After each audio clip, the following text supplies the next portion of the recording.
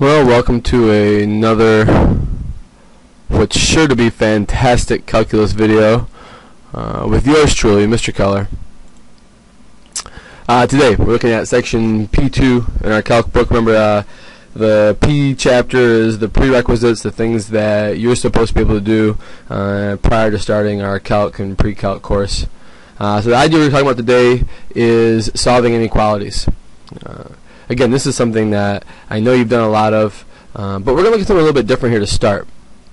And the idea is a concept called interval notation. What interval notation is just a different way to express an inequality. Alright, so I'll give you an example here.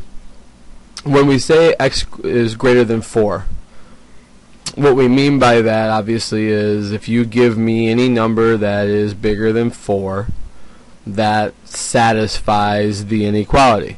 It's a possible solution. 6 is bigger than 4, so 6 satisfies that. We can write that same answer in a different way. And in fact, I'm going to tell you, it's not going to be can, we're going to write it in a different way. So x is greater than 4 is now going to be written like this. 4, comma, infinity. And what we're saying by that is all of the numbers from 4 to positive infinity makes this correct. Now, the parentheses are also important. When you have open parentheses like this, okay, and these are called open parentheses, what you normally think of when you hear the word parentheses, that means it doesn't include 4. So because it wasn't a greater than or equal to, it was just greater than, we're going to use open parentheses. Remember, that means that we can't get to 4. We can get really, really close to 4, but not to 4. And you're always going to have an open parenthesis with infinity because you can never really reach infinity. So let's try this one. See if you can write the correct notation for this one. Did you get that? Now the difference here now is since that's a less than or equal to, we're going to use a closed parenthesis, or in this case a bracket. That's a closed parenthesis because that included that answer. Alright, so that's just a little bit of a explanation on interval notation. Feel free to go back and look at that again if you need to make it make more sense. Now let's look at a couple examples here. I've got 4 or 5 example problems on inequalities. Feel free to push pause at any point on this and try to do the problems before I do them. Alright, so in this case, in this problem here, I'm going to try to get x by itself, so obviously I subtract 1 to the other side. For me, I don't like the fraction very much, so I'm going to multiply through by 2. So every term right now is going to get multiplied by 2.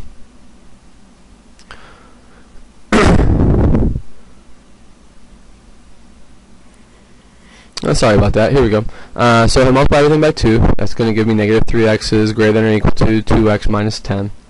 Now remember, really important, the reason I showed you this example here is to remind you that when I multiply or divide by a negative, the sign gets flipped. So since I'm dividing by a negative 5 on both sides, that makes that less than or equal to 2.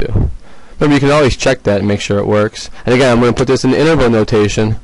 So since it's less than or equal to, I'm going to give that a closed bracket there.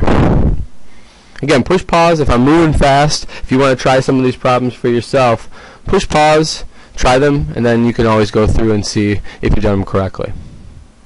In this problem here, there's 3 sides to the inequality, so I'm going to, we normally say do everything to both sides of the equal sign. Well, in this case, we're going to do everything to all 3 sides of the inequality. Again, push pause right now and see if you can write that correctly. Hopefully that's what you got for your interval notation. Alright, now we're getting some that may be a little bit tougher ones we don't do as much, so we look at an absolute value inequality. So with an absolute value problem, since remember there's a positive and there's a negative solution that works for absolute value problems, we're going to split into 2, and what we're going to do is we're going to flip the inequality symbol and take the opposite of 2 in the second problem. Solve each of those like you normally would. And now, since this is a less than inequality, less than is always going to go with the word and. So we're going to treat this as an and problem. So x is less than 7 and greater than 3. And by the way, if it was a greater than problem to start, it would be an or. Might want to write that down somewhere, help remind you of that. So for me, I like to just use some number lines, and for an and, I'm going to look and see where the shading overlaps each other at. Pretty obvious that it overlaps between 3 and 7. So for my solution here, I'm looking at all the numbers that are bigger than 3, yet smaller than 7. Alright, that's how we would write it back in Algebra 2. Now with interval notation, we'll write it like that. And you'll have plenty of time to practice these problems tomorrow in class, or even after watching this video if you like. Now I know this is going to be a little bit trickier problem now, because I know that we don't do a lot of quadratics when we're dealing with inequalities. I'm not sure if you did any of these in your Algebra 2 class. So we're going to talk about a really important concept with these called critical values or critical numbers. When you're solving an inequality involving quadratics or any type of higher degree problem, you're going to find the critical numbers of the solution. What critical numbers are those numbers that make the inequality equal to 0, or make the equation, if we treat it like an equation, equal to 0. And we'll find there's another thing that makes critical numbers, and we'll do that in the next example. But this is one of the two things. One of the two characteristics of critical numbers are those numbers that make the equation equal to 0. So I do a little bit of factoring here. Find the two numbers that multiply together to equal -12, add together to equal -1. I get those two solutions.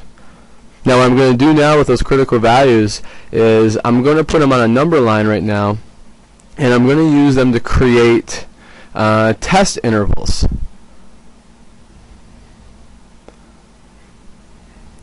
And I screwed up here. I don't have a -3 on here. I have a +3. But I can show you how this works anyways. It still works the same way. And so I'm going to pick numbers that fall in between those critical values. So really my only two critical values in this problem are really -3 and 4. So I got to pick a number that's less than -3. I got to pick a number that falls between -3 and 4. And then I got to pick a number that's bigger than 4. Okay?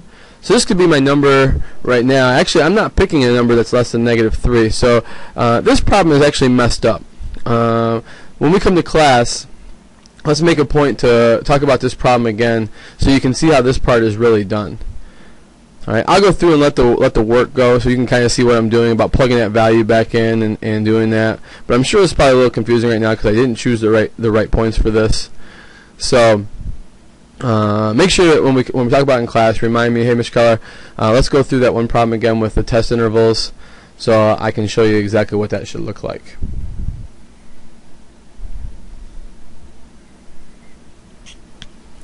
Now, where these numbers work out, those are numbers that work in the original problem.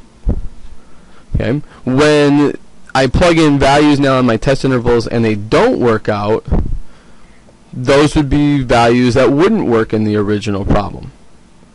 Alright, so for example, when I plug in a -1 way up at the top of the screen right now, -1 works in this problem.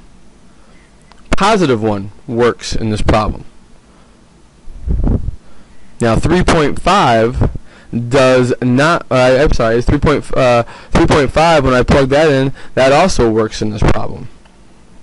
But when I plug in 5 right now, 5 squared minus 5, that's too big right now. And so 5 does not work in this problem. Alright. Now again, remember, I've chosen the wrong interval, so I actually have the wrong answer right now for this. Alright. The answer for this problem should actually be all the numbers that are less than -3, less than or equal to -3, and bigger than or equal to 4. Alright, and again, I'll go through that with you in class tomorrow so you can see what I'm talking about.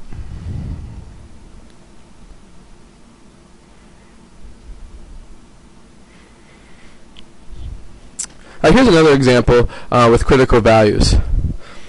the other characteristic of a critical value, or other thing you should check for a critical value, are those numbers that make the function undefined.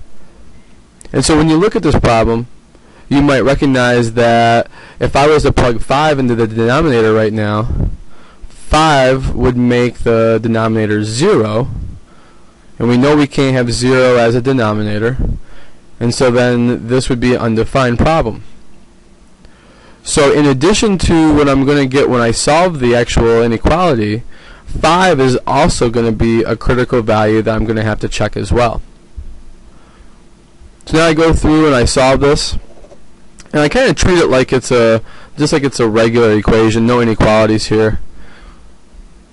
Multiply both sides by 3, get rid of the fraction. Solve it for x right now. I get x equals 8. Okay, so those are my two critical values, and so those are the two numbers I would use as checkpoints to create my intervals right now to see where the function works, or where the inequality works and where it doesn't. So I choose a number smaller than 5, number in between 5 and 8, number bigger than 8. And those numbers don't matter as long as they are in the right intervals. So I plug 0 back into the original problem. I get negative 7 over negative 5, which is 7/5. 7/5 is like 1.4, which is not bigger than 3, so it doesn't work there. Plug in 6 into the problem. 2 times 6 is 12. 12 minus 7 is 5. 6 minus 5 is 1, so 5 over 1 is 5. 5 is definitely bigger than 3. And so this is an area that the inequality is true. And then I try my 10 in there right now, and I do 2 times 10 minus 7 over 10 minus 5. And I work that out. I get 13/5, which is about 2.6. That's not bigger than 3, so it doesn't work out there. So this tells me the only place it works is between 5 and 8. And so putting it in interval notation gives me 5, 8 with open brackets. I got one last problem for you to do. I'm not going to go through this one. You can kind of think of this almost like a little homework problem right now, but I want you to see if you remember what domain means. What is domain? Something that you talk about in algebra classes, domain and range, that idea. So what does domain mean? Alright, so here's a question you might see in your homework assignment or on your quiz coming up. Alright, find the domain of the square root of 64 minus 4x squared. How would you find the domain of that? Again, you got to understand what domain means. And I'll tell you that there's a connection between this and all the other things we've been doing on this video. Okay?